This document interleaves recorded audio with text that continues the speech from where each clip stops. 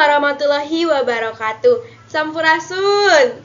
Tepangkeun wastapun kita Puspitasari di kelas 2B salaku pewakil di kelompok genep. Tadi di kesempatan kali ieu izinkeun sim kuring ngajelaskeun ngeunaan biantara. Saat teu acana aya nu terang teu sih biantara teh naon?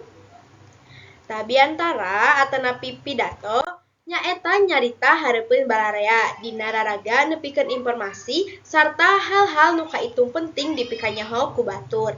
Biasana bisa mangrupa sambutan, pangarahan, atanapi panyuluhan anu sifatna monologis. Biantara anu sae teh nyaeta biantara anu ngagaduhan efek positif kanu ngaregepkeun atanapi ngadangukeun eta biantara. Biasana biantara teh ngan saukur direspon ku unggek atau gideg, keprok jeung pasemon. Jalma anu ahli dinu biantara teh disebutna orator. Anu salajengna urang bakal ngabahas tujuan biantara. Tujuan biantara teh opat, aya informatif, argumentatif, persuasif jeung instruktif, sareng entertain atau rekreatif. Anu kahiji aya informatif. Naon sih ari informatif teh? Informatif nyaeta mere hiji pamahaman atanapi informasi ka batur. Jadi urang tiasa ngadugieun informasi anu nuju viral, anu nuju hanet, atawa anu nuju janten bahan omongan di masyarakat kanggo kapirsawan. Lalu anu kadua ya argumentatif. Ari argumentatif teh naon maksudna? Maksudna urang kenat tiasa ngayakikeun jalmi kana hal anu nuju dicarioskeun dina biantara. Urang jeung pirsawan teh engkena tiasa yakin kana cariosan urang anu nuju macakeun biantara. Anu katiluna aya persuasif jeung instruktif. Persuasif jeung instruktif nyaeta mangaruhan batur ameh dayak nuturkeun kahayang arurang tur sukarela. Tujuan ieu teh saleresna mah sami sareng tujuan argumentatif. Sanajan kitu anu ngabedakeun mah nyaeta intensitasna. Tujuan biantara ieu teh leuwih digunakeun kangge ngagugah sareng ngagerakeun pirsawan kangge ngalakukeun hal anu dibicarakeun dina biantara. Lalu anu terakhir aya entertain atau rekreatif. Entertain atanapi rekreatif ieu teh nyaeta biantara bakal nyieun pirsawan gumbira jeung ngahibur. Kukituna pirsawan teh bakal gumbira sarta sugema ngupingkeun anu kurang diungkapkeun. Sanajan kitu ieu ge kedah nyieun anu ngadangukeun teh ngartos kana naon-naon nu ku urang dicarioskeun dina biantara. Salian kangge anu ngadangukeun gumbira, gumujeng, emosi maranehna ke kabawakeun kana suasana biantara anu ku urang dibawakeun. Salajengna aya metode biantara. Jadi engke upami urang bade macakeun biantara teh aya sababaraha metode. Nyaeta aya opat, kahiji aya serta-merta atau impromptu, kadua aya ngapalkeun atau memoriter, katilu aya maca naskah atau manuskrip, kaopat aya ekstemporan. Anu kahiji aya serta-merta atau impromptu. Serta-merta atau impromptu teh nyaeta mawakeun biantara tanpa persiapan serta ngan ngandelkeun pangalaman. Biasana dinu kaayaan darurat loba anu ngagunakeun metode serta-merta ieu. Jadi upami urang teu gaduh pengalaman dinu dunia biantara, dinu maca biantara, metode serta-merta ieu teh bakal hese digunakeun. Lalu kadua aya ngapalkeun atau memoriter. Biasana metode ieu teh nyaeta nyieun hiji rencana biantara tuluy urang teh ngapalkeun kecap per kecapna. Metode ieu teh bakal sae pisan upami urang gaduh emutan anu sae jeung biantara anu ku urang didugekeun teh henteu panjang teuing. Janten engke urang tiasa ngagunakeun metode ngapalkeun. Lalu kadua aya metode maca naskah atau manuskrip. Dinu metode ieu teh ku cara ngagunakeun atanapi maca naskah waktos biantara. Metode ieu nyaeta biantara teh kahalayan ngagunakeun naskah anu geus dijieun samemehna sarta umumna mah dipake dina biantara-biantara resmi. Sareng upami dinu pembacaanna teu kenging aya kalepatan kecap atanapi dina cara ngadugikeunana. Baheula mah biantara teh biasana ditulis atanapi diketik dina kertas. Sanajan kitu kusabab kamajuan teknologi ayeuna mah tos benten sareng baheula. Kitu oge dina macakeun biantara ayeuna mah ngagunakeun tablet, PC atanapi alat anu tos canggih. Anu terakhir kaopat nyaeta ekstemporan. Ari ekspektoran teh nyaeta maca biantara ku cara nyandakeun pokok-pokok cariosan anu bade didugikeun. Metode ieu nyaeta metode anu lumayan sae jeung gampil digunakeun sabab urang teh ngan saukur nyandak poin atau pokok-pokok persoalan anu kedah didugikeun jeung urang teh ngan saukur kedah berimprovisasi salila urang ngadugikeun eusi biantara. Tah pangitna eta teh aya beberapa macam metode biantara anu engkena tiasa dianggo ku urang dinu maca biantara. Nah, anu salajengna kita urang bakal ngebahas carangka biantara. Carangka biantara teh aya 3, aya bubuka, aya eusi jeung panutup. Anu kahiji teh aya bubuka. Tah dinu bubuka teh diwangun ku sababaraha unsur. Nyaeta aya salam bubuka. Salam bubuka ieu teh bisa ku ngucapkeun salam sapertos assalamualaikum pikeun umat Islam atawa sampurasun pikeun urang Sunda. Lalu aya muqaddimah. Contohna teh alhamdulillahirabbil alamin assalatu wassalamu ala sayyidina Muhammad wa ala alihi washabihi wasallam amma ba'du. Tah eta teh bagian tina muqaddimah. Lalu katilu aya ucapan hormat ka para inohong. Contohna sapertos hadirin sareng hadirat sadayana anu kusim kuring dipika hormat. Tah terakhirna aya ucapan hormat ka pirsawan.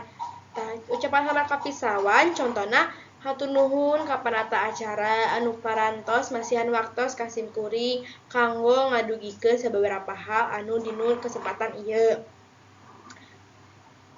Carangka biantara anu kadua nyaeta eusi.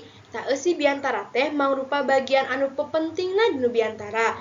Eusi biantara teh diwangun ku 3 perkara nyaeta pedaran, cindekna, jeung anjuran. Ari pedaran teh nyaeta bagian eusi perkara naon wae anu engkena bakal dibahas. Lalu aya cindekna, nyaeta mangrupakan cindekan tinu pedaran anu geus ditepikeun. Tah terakhir teh aya anjuran. Tinu anjuran nyaeta bagian ieu teh ditepikeun anjuran atanapi harepna tinu biantara ieu ka pirsawan. Utamana raket patalina jeung eusi pedaran. Tah carangka terakhir aya panutup. Panutup biantara nyaeta bagian anu netelekeun yen biantara teh geus rengse. Tah panutup ieu ge diwangun ku sababaraha unsur. Kahiji aya nganuhunkeun kana perhatosanana ka pirsawan.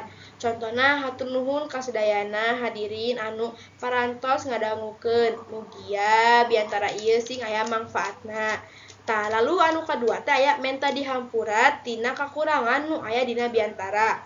Contohna sapertos hapunten anu kasuhun bilih aya saur anu nu teu kaukur matak nyentuh kana hate kalbu para ibu atanapi bilih aya basa anu teu direka matak tenang kana mamah para bapak. Lalu kadua teh aya doa. Contohna billahi taufiq wal hidayah. Tah terakhir teh aya salam panutup wassalamualaikum warahmatullahi wabarakatuh. Tah jadi bubuka, eusi jeung panutup teh merupakan carangka biantara anu umum. Salajengna aya unsur-unsur biantara. Unsur-unsur biantara kahiji aya orator. Orator teh nyaeta anu nepikeun biantara atau ahli dinu nepikeun biantara. Tah salah sahiji perkara anu kudu diperhatikeun ku orator teh salian ti bahan-bahan keur biantara nyaeta dangdanana atanapi papakean keur biantarana.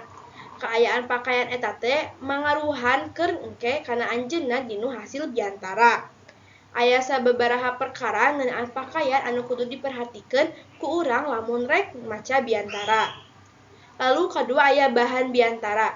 Tah dinu bahan biantara teh aya 3 tahapan anu ku urang kudu dilakonan dina nyiapkeun bahan. Nyaeta kahiji nyusun carangka biantara sacara garis besar anu aya bubuka, eusi jeung panutup. Lalu ngumpulkeun bahan pikeun eusi biantara boh tina pangalaman, bacaan jeung nu sajabana. Tah terakhir teh aya nulis biantara salengkapna. Lalu terakhir aya pirsawan atawa panonton. Tah pirsawan teh nyaeta kaum dangu anu ngadangukeun biantara urang. Lamun teu aya pirsawan atanapi kaum dangu mah tangtu tujuan tina biantara teh moal kalaksana. Tadi dia dijelaskeun sabaraha hal anu aya patalina jeung ngatur pirsawan. Nyaeta kahiji, pirsawan teh mesti kumpul ulah berceceran jeung deukeut kanu biantara. Lalu kadua, pirsawan teh mesti ningali kanu biantara, teu kahalang paniten, teu kahalang tiang, teu kahalang panggung jeung nu sajabana. Lalu nu katiluna aya pirsawan nu jadi tujuh kecap sina di hareup.